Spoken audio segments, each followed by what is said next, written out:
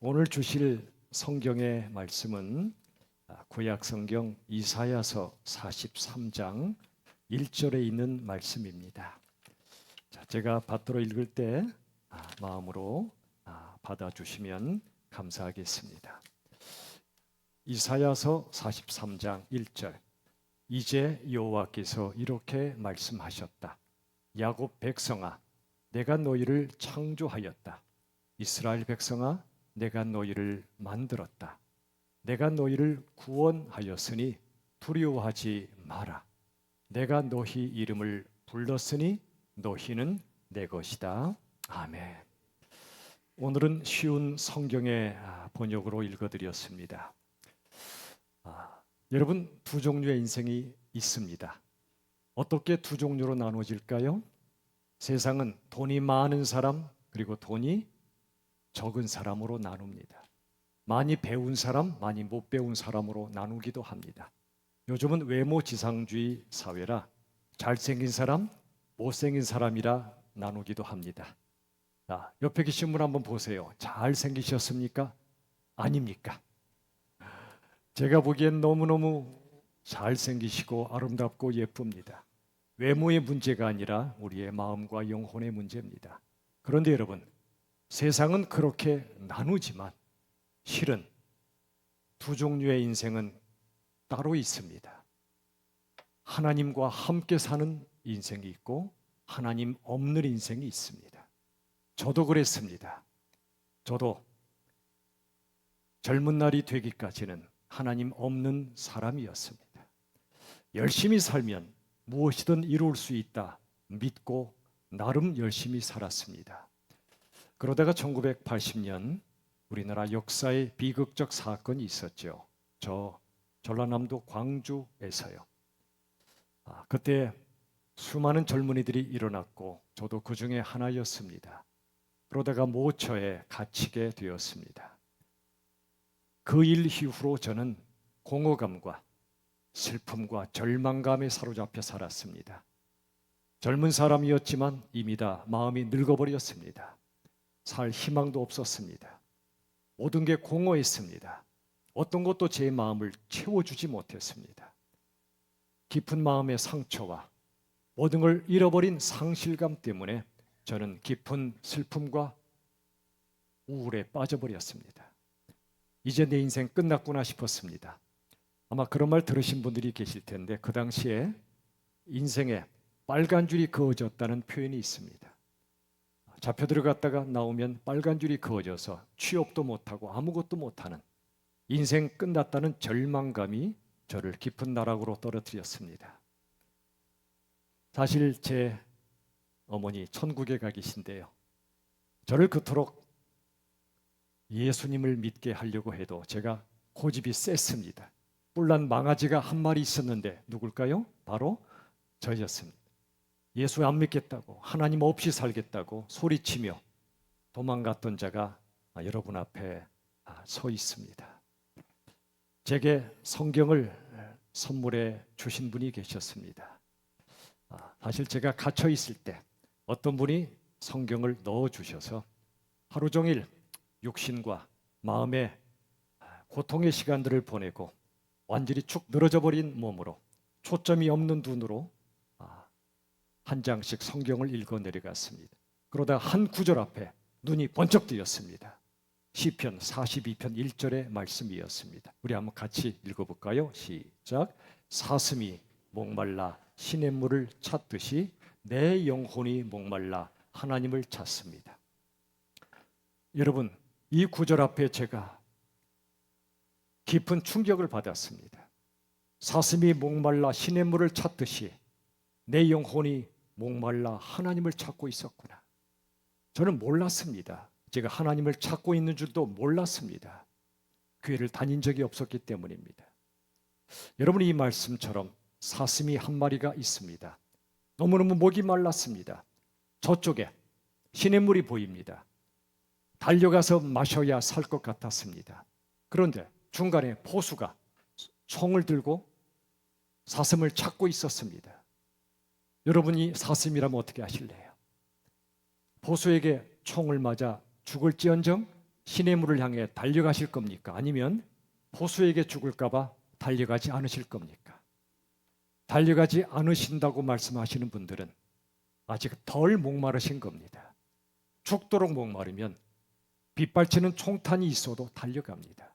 물을 안 마시면 당장 죽으니까. 그때 제가 그랬습니다. 너무너무 목이 말랐습니다. 그런데 알고 보니 그 목마름은 바로 이것이었습니다. 우리 앞을 보시고 한번 같이 한번 읽어볼까요? 시작. 모든 목마름은 결국 하나님을 향한 목마름이다. 저는 몰랐어요. 그런데 정말 인생의 고난 중에 죽을 것 같은 목마름, 타는 목마름으로 살아갈 때 그 목마름이 결국 하나님을 향한 목마름이란 걸 몰랐습니다. 우리 영혼은요, 돈이나 성공이나 사람으로 채워지지 않고 오직 하나님으로만 채워지는 존재였습니다. 그날 이후로 하나님은 공허했던 제 영혼을 조금씩 채워주기 시작하셨어요. 한없는 슬픔에 잠겨있던 저를 한없이 위로해 주셨습니다. 어두운 절망의 늪에 빠져있던 저에게 당신의 밝은 빛을 비추어 주셨습니다. 아까 간증해 주셨지만 여러분, 지옥과 천국이 뭘까요? 죽은 후에 가는 장소? 그것도 맞겠지요. 그러나 지옥은 장소이기 이전의 상태입니다. 하나님 없이 사는 인생들의 마음 상태가 지옥입니다. 하나님의 빛이 없이 사는 영적 어둠의 상태가 지옥입니다. 반대로 천국도 죽은 후에 가는 장소이기 이전에 이 땅에 사는 동안 느끼는 내 마음의 상태입니다. 하나님의 빛이 내게 임할 때, 그분의 사랑의 빛, 진리의 빛이 내게 임할 때 어두웠던 내 마음이 환하게 밝아지는 그때가 천국의 시작입니다. 그 후로 저는 그 성경책을 미친 듯이 읽어 내려갔고 어느 날 기적적으로 풀려났습니다. 그리고 때가 지나 어느 분이 제게 한 문장을 보내주셨습니다. 이 문장은 1945년 독일의 수용소에서 한 유태인이 지하실 벽에 쓴 글이었습니다. 절망적인 상황 속에서 썼던 글이었습니다. 한번 보십시오. 우리 같이 한번 읽어볼까요? 시작. 태양이 빛나지 않을 때에도 태양이 있음을 믿는다. 사랑이 느껴지지 않을 때에도 사랑이 있음을 믿는다. 하나님이 침묵하실 때에도 하나님이 계심을 믿는다. 이분이 캄캄한 지하 감옥에 갇혀서 벽에다가 쓴 글입니다. 태양이 빛나지 않습니다. 하지만 태양이 있음을 믿듯이 사랑이 도무지 느껴지지 않을 때에도 사랑이 존재함을 믿듯이 하나님이 안 계신 것 같고 침묵하시는 그 순간에도 하나님이 계심을 이분이 믿기 시작했던 겁니다. 여러분, 우리가 살다 보면 너무 인생이 힘들고 고통스러울 때 하나님이 안 계신 것 같고 하나님이 입을 다물고 계신 것 같을 때가 있습니다. 그러나 그 순간에도 하나님은 우리에게 말씀하고 계십니다. 지금도 부족한 사람을 통해 여러분에게 말씀하고 계십니다.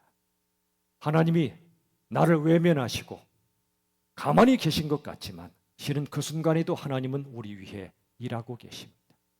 우리가 캄캄한 밤을 지날 때 하나님은 아무것도 안 하시는 것이 아니라 아침을 짓고 계십니다. 아침을 준비하고 계십니다. 우리에게 일어나는 모든 일들 속에서 하나님은 말씀하시고 일하고 계십니다.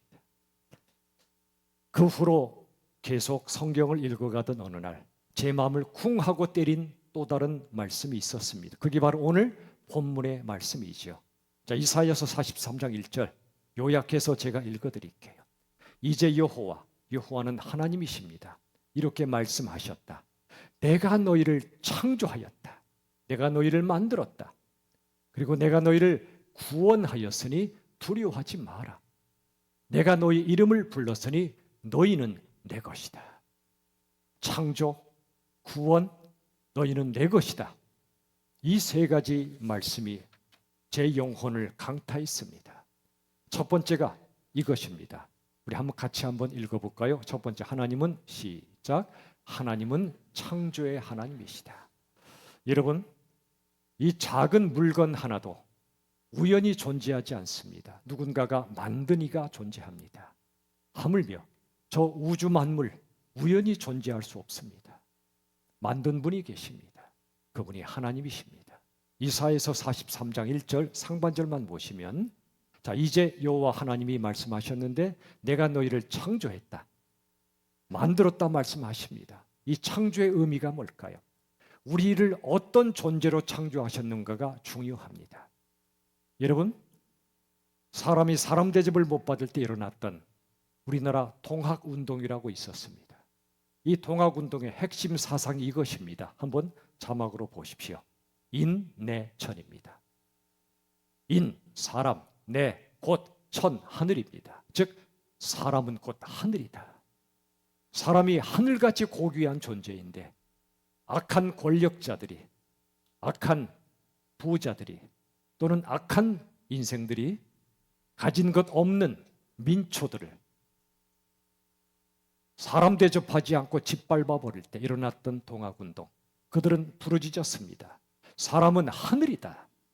이렇게 짓밟혀도 되는 존재가 아니라 하늘같이 고귀한 존재이다 라고 외칩니다. 여러분, 사람이 이토록 존귀한 존재인 걸 여러분 느끼고 사시나요? 사람이 존귀한 존재인 이유가 있습니다. 그것, 하나님께서 사람을 창조하실 때 하나님의 형상으로 지으셨기 때문에 그렇습니다. 하나님의 형상, 극치의 사랑과 극치의 자유함과 극치의 평화와 극치의 기쁨을 가진 하나님의 형상으로 만드셨습니다. 지극히 존귀한 존재로 창조하셨다는 겁니다. 그런데 살다 보면 우리의 존재가 존귀하게 느껴지지 않을 때가 참 많습니다. 삶의 의미도 안 느껴지고 내 존재가 하찮게 여겨질 때가 있습니다. 왜 그럴까요? 적어도 세 가지 이유가 있습니다. 첫 번째 이유는 삶의 고통 때문입니다. 큰 병에 걸려서 몸이 만신창이가 되어보면 내가 너무나 아무것도 아닌 존재처럼 느껴집니다. 돈이 없어 먹고 살기가 너무 힘들어질 때, 가난해서 서럽고 서글플 때 나는 먼지처럼 보잘것없는 존재로 느껴집니다. 삶의 고통 때문입니다. 두 번째 이유는 죄 때문입니다. 이 땅에 죄로 가득합니다. 교만한 인생들이 함부로 말하고 함부로 다른 사람 짓밟습니다. 우리 안에 탐욕이 있습니다. 우리 안에 거짓이 있습니다. 우리 안에 증오가 있습니다. 수많은 폭력이 난무하고 싸움과 전쟁이 이 세상에 가득합니다. 이 죄 때문에 이 세상이 이토록 고통스러운 겁니다. 죄 때문에 우리의 삶이 고통스러운 겁니다. 나의 죄, 다른 사람의 죄 때문에 우리가 존귀한 존재로 안 느껴집니다. 하찮은 존재로 느껴집니다. 내 마음속의 죄, 남들은 모르죠. 10계명 성경에 써 있는데 성경에 없는 11계명이 있다고 말하죠. 그건 남들이 모르게 하라, 들키지 말라는 우스갯소리가 있습니다. 누구나 다 죄인인데 죄 없는 사람처럼 포장하며 삽니다. 우리 모두가 그렇습니다. 그러나 부정할 수 없습니다. 내 마음으로 짓는 죄, 입술로 짓는 죄, 행동으로 짓는 죄, 때로 다른 사람 째려보는 죄. 째려보는 건 눈총을 쏘는 겁니다. 그 총으로 사람 죽입니다. 우리가 인생을 길게 살았다는 건 그만큼 죄가 쌓여 있다는 얘기입니다. 천국은 죄가 1점도 없는 거룩하고 아름다운 나라인데 평생 이런 죄가 버무려지고 죄가 장아찌가 지고 죄가 쌓인 인생들 어느 누구도 천국에 못 갑니다. 목사든 스님이든 신부님이든 어떤 자도 못 갑니다. 죄 없는 사람 없습니다. 문제는 그 죄를 내 스스로 해결을 못합니다. 좀 괜찮아졌나 생각해도 아닙니다. 내 속에 죄는 여전합니다. 천국에 갈 자 아무도 없다고 성경은 기록합니다. 여러분, 인생의 이 죄의 문제 결론이 죽음입니다. 고통의 극치가 죽음이고 죄의 결론이 죽음인데 여러분, 사람이 어떤 존재일까요? 대부분의 사람들은 안 죽을 것처럼 살다가 안 살았던 것처럼 죽습니다. 평생 영원히 안 죽을 사람처럼 욕심부리고 미워하며 살다가 죽을 때가 되면 마치 한순간도 안 살았던 것처럼 죽어버립니다. 그게 인생들입니다. 죽음 앞엔 정말 부자도 권력자도 아무것도 아닙니다. 여러분, 인생의 3대 문제는 대입시, 결혼, 내 집장만일까요? 아니에요. 인생의 3대 문제는 고통과 죄와 죽음의 문제입니다. 수많은 종교와 철학들이 이 세 가지 문제를 해결하려고 생긴 것들입니다. 그런데 문제는 해결이 안 된다는 겁니다. 이유가 뭘까요? 내가 해결하려고 하기 때문에 안 됩니다. 고통이 해결됐나 싶으면 또 다른 고통이 밀려옵니다. 비 내리지 않는 하늘 없어요. 바람 불지 않는 광야 없어요. 파도 치지 않는 바다 없어요. 고통 없는 인생 아무도 없어요. 내가 그 고통 근본적으로 해결 못합니다. 죄의 문제도 내가 해결 못합니다. 죽음의 문제 당연히 해결 못합니다. 이 세 가지는 서로 연결되어 있어요. 뿌리가 하나입니다. 인생의 고통은 죄 때문이고 고통과 죄의 결론은 죽음이에요. 그래서 성경은 말씀합니다. 로마서 3장 23절. 모든 사람이 죄를 지어 예외 없습니다. 그래서 하나님의 영광을 이룰 수가 없습니다. 하나님이 사람을 만드실 때 영광스러운 존재로 창조하셨는데 이 죄 때문에 고통과 죽음으로 인생이 마감됩니다. 하나님의 영광이 이룰 수가 없어요. 하나님의 영광스러운 나라 천국에 갈 수가 없어요. 이 땅에 살 때도 천국이 아닙니다. 그래서 창조의 하나님이 끝이 아니라 구원의 하나님이 필요합니다. 그래서 두 번째가 이것입니다. 우리 같이 한번 읽어볼까요? 시작. 하나님은 구원의 하나님이시다. 영광스럽게 창조하셨지만 영광을 잃어버린 채 죄와 고통과 죽음으로 사는 인생들 스스로 구원하지 못하기 때문에 하나님의 구원이 필요했습니다. 그래서 오늘 본문 43장 1절 중반절에 말씀하신 거예요. 내가 너희를 구원하였으니 두려워하지 마라. 구원의 주체가 우리 자신이 아니에요. 돌을 닦고 고행을 하고 아무리 선행을 해도 내가 나의 죄를 100% 없앨 수가 없는 거예요. 그 결과 고통과 죽음이 필연입니다. 내가 너희를 구원한단다. 하나님이 말씀하세요. 그러므로 두려워하지 마라. 우리 스스로의 힘으로 영광스러운 하늘나라에 갈 길이 없고 우리 스스로의 힘으로 이 땅에서 천국을 살 수가 없기 때문에 땅에서 하늘로 못 가는 우리 위해 하늘과 땅을 이어주는 사닥다리로 오신 분이 계십니다. 바로 예수님이십니다. 예수님은 공허와 슬픔과 절망에 잠긴 인생들, 고통과 죄와 죽음의 종으로 사는 인생들을 구원해 주러 이 땅에 오셨습니다. 잃어버린 하나님의 형상을 회복해서 내가 얼마나 존엄한 존재인가를 다시 깨우쳐 주시고 존엄한 존재로 다시 창조해 주십니다. 그게 새 창조입니다. 그게 구원입니다. 우리 앞에 자막으로 한번 같이 읽어보도록 하죠. 시작. 예수님의 구원은 새로운 나로 다시 태어나는 것이다. 우리가 아이들이 태어나면 기쁘잖아요. 그렇죠? 그러나 이건 1차적 탄생입니다. 2차적 탄생은 영적 탄생입니다. 내가 새로운 사람으로 탄생하는 겁니다. 여러분, 한 번만 탄생하신 분들은 하나님을 만나지 못합니다. 그러나 2번 탄생하셔야 됩니다. 예수님 안에서 내가 얼마나 영광스러운 존재인가를 깨닫고 하나님 없이 살던 인생이 하나님과 함께 사는 인생으로 새로운 나로 다시 태어나는 게 바로 구원입니다. 첫 번째가 창조의 하나님이시고 두 번째가 구원의 하나님이신데 이것도 끝이 아닙니다. 하나님은 우리를 구원해 주시고 떠나버리시는 분이 아닙니다. 구원 이후에도 우리가 이 땅에 사는 한 여전히 고통과 죄와 죽음의 사슬에 매여 삽니다. 광야를 통과합니다. 그래서 그 광야길에 동행해 주시는 분이 계십니다. 영원히 함께 걸어가 주시는 분이 우리에게 필요합니다. 그래서 세 번째 마지막 하나님은 이런 분이십니다. 같이 한번 읽어볼까요? 시작. 하나님은 사랑의 하나님이시다. 누구나 갈망하는 게 사랑 아닙니까? 왜 상처받죠? 사랑받지 못하니까. 오늘 본문 이사야 43장 1절 하반절에 이렇게 써 있었죠. 내가 너희의 이름을 불렀으니 너희는 누구 것이라? 내 것이라. 여러분, 나는 누구 걸까요? 대부분의 사람들은 내 인생 내 거라고 말합니다. 맞습니다. 인생은 주체성이 필요합니다. 남의 것이 아니라 내 겁니다. 회사 사장 것도 아니고 내 겁니다. 대통령 것도 아니고 내 겁니다. 인생 내 거예요. 그런데 그게 전부가 아닙니다. 우리 인생은 하나님 거라고 말씀하십니다. 하나님이 창조하셨기에, 하나님이 구원하셨기에, 너희는 내 거란 말씀의 뜻은 너희는 내 자식이란 뜻입니다. 내가 낳았기 때문에, 내가 죽도록 사랑하기 때문에. 너희가 내 자식이란 말은 하나님이 우리의 아버지가 되어주시겠다는 겁니다. 여러분, 아버지 없는 자식처럼 외로운 자식이 어디 있어요? 근데 대부분의 사람들이, 많은 분들이 하나님 아버지 없이 삽니다. 그런데 하나님은 우리를 부르십니다.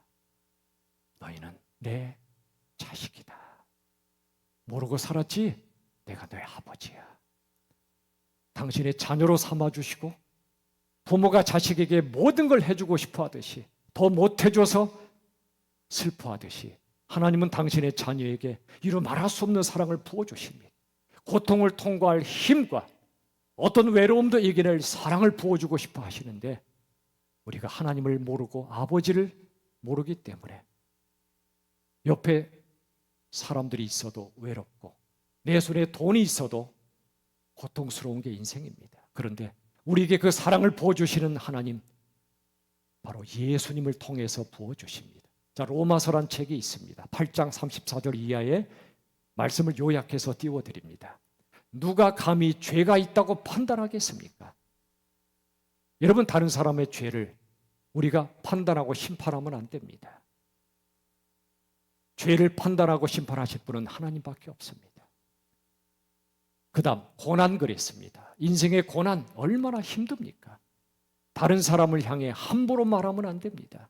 그 사람이 얼마나 고통 속에 사는가를 모르고 보여지는 모습으로 함부로 말하면 안 됩니다. 세 번째가 죽음이지요. 누구에게나 닥쳐오는 죽음. 가장 불확실한 건 언제 죽을지 모른다는 것이고, 가장 확실한 건 반드시 죽는다는 사실입니다. 죄, 고난, 죽음, 인생의 3대 문제가 있는데 그 무엇도 우리를 예수님 안에 있는 하나님의 사랑에서 떼어낼 수가 없대요. 끊을 수가 없대요. 얼마나 그 사랑이 크길래. 우리 자막으로 한번 같이 읽어볼까요? 하나님의 사랑은, 시작. 하나님의 사랑은 고통과 죄와 죽음보다 훨씬 더 크다. 여러분, 고통이 얼마나 큽니까? 저도 몸에 통증이 다가올 때, 견딜 수 없는 통증이 저를 사로잡을 때, 그 무엇보다 고통이 더 큽니다. 근데 그 고통보다 큰 게 있대요. 인간의 죄입니다. 죄의 극치는 죽음이에요. 이보다 더 큰 건 없어요. 그런데 하나님의 사랑은 가장 커 보이는 고통과 죄와 죽음보다 훨씬 더 크대요. 어떤 사랑이 있길래 그렇습니까? 이 사랑 우리가 만나고 있습니까?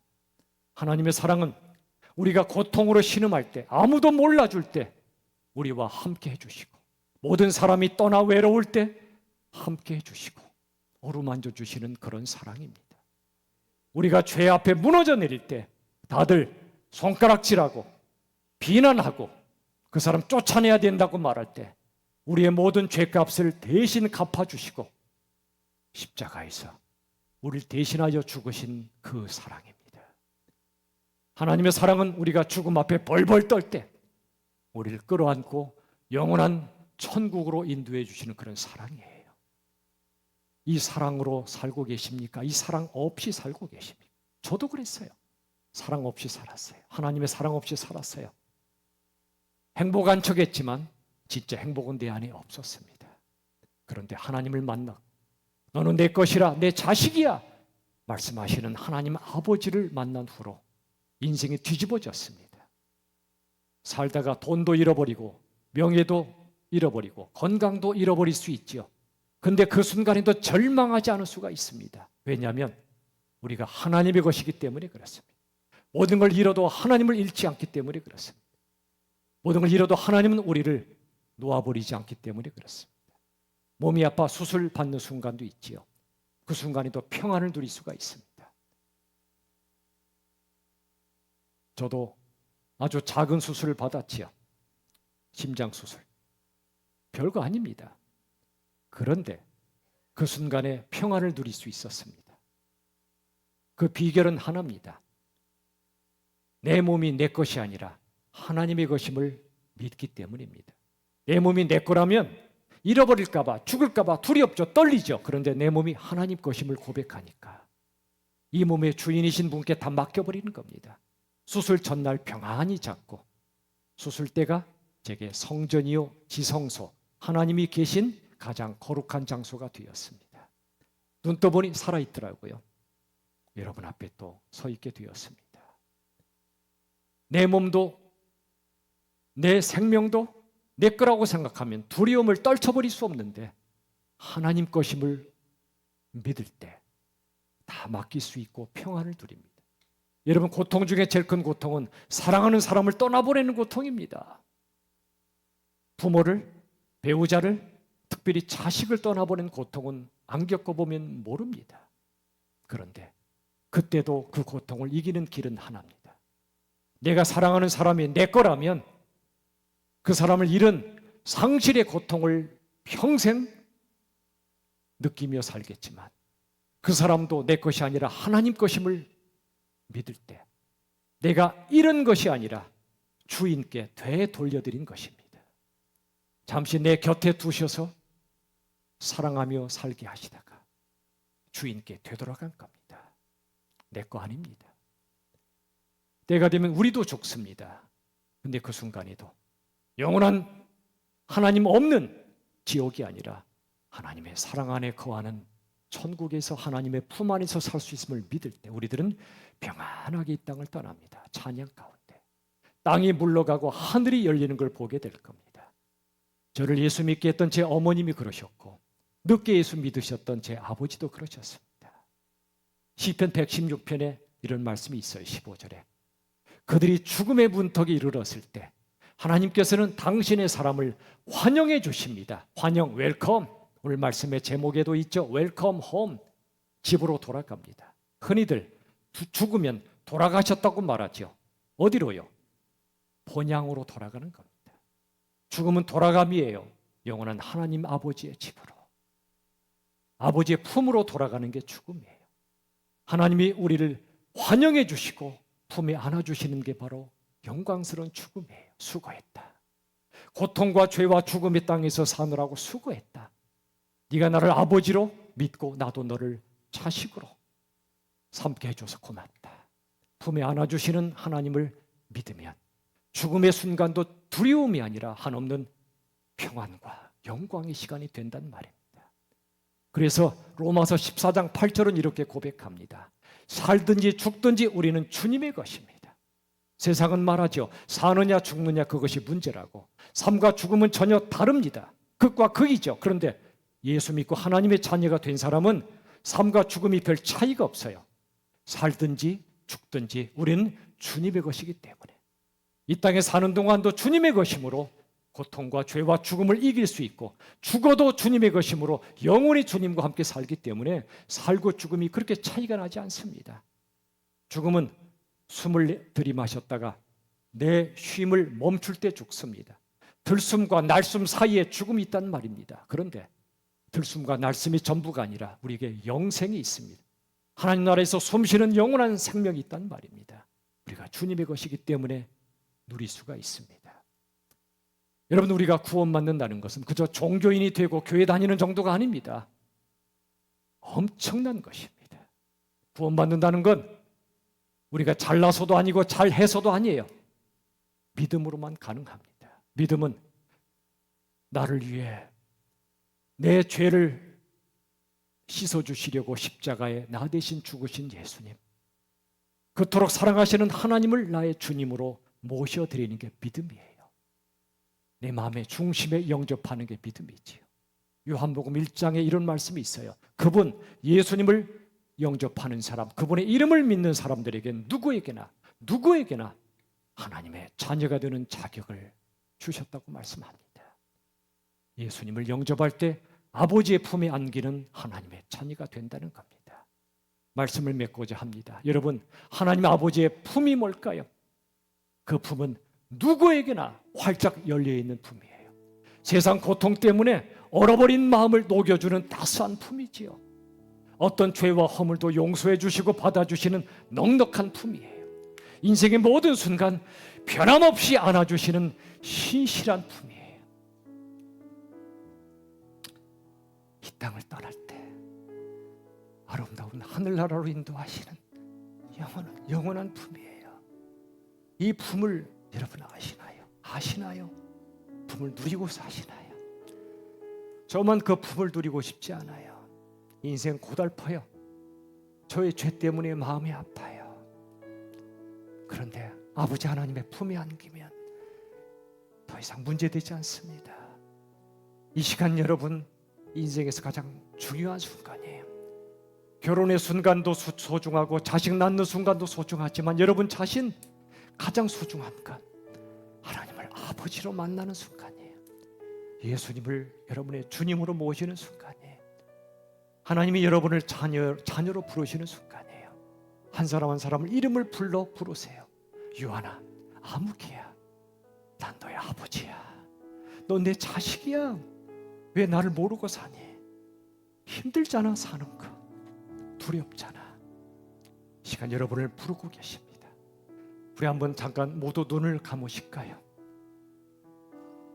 눈을 감고 한번 기도해 주시면 감사하겠습니다. 먼저 이 자리 모든 분들, 새로 오셨던 오랜만에 오셨던 이미 나오셨던 분들이든 모두가 저를 따라 한마디씩 기도해 주시면 참 감사하겠습니다. 사랑의 하나님 감사합니다. 저를 불러주셔서 감사합니다. 그동안 저는 공허와 슬픔과 절망 속에 살았습니다. 죄와 고통과 죽음 속에서 살았습니다. 이제 예수님을 믿어 하나님의 자녀가 되고 싶습니다. 이 시간 예수님을 주님으로 영접하오니 당신의 자녀로 받아주시옵소서. 제가 기도해 드리겠습니다. 하나님 아버지, 우리의 기도를 들으셨지요. 너무나 사랑이 크신 하나님이시기 때문에 오늘 예수님을 마음에 모셔드린 분들이든 우리 모두를 당신의 자녀로 삼아 주신 줄로 저는 믿습니다. 평생토록 우리의 주님이 되셔서 우리를 돌보시고 이끌어 주실 줄로 믿습니다. 이 땅을 떠날 때 영원하고 아름다운 천국으로 인도하실 줄로 믿습니다. 우리 주 예수님의 이름으로 간절히 기도드립니다. 아멘.